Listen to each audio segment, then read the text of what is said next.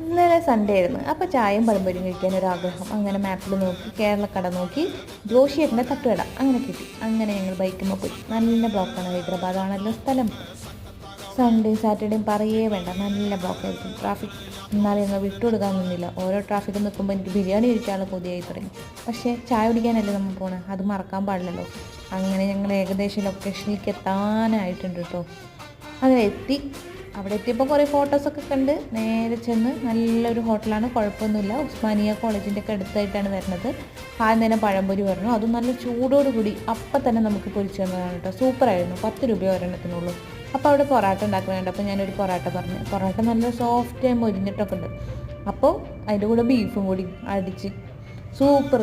150 രൂപ ഉള്ള ബീഫ് എല്ലാം നല്ല സൂപ്പറായിരുന്നു. പിന്നെ ഒരു ചായയും എല്ലാം കൂടി 238 രൂപയേ വന്നുള്ളൂ. അപ്പോൾ എല്ലാവരും ഒന്ന് ട്രൈ ചെയ്ത് നോക്കണം. സൂപ്പറാണ് കേട്ടോ.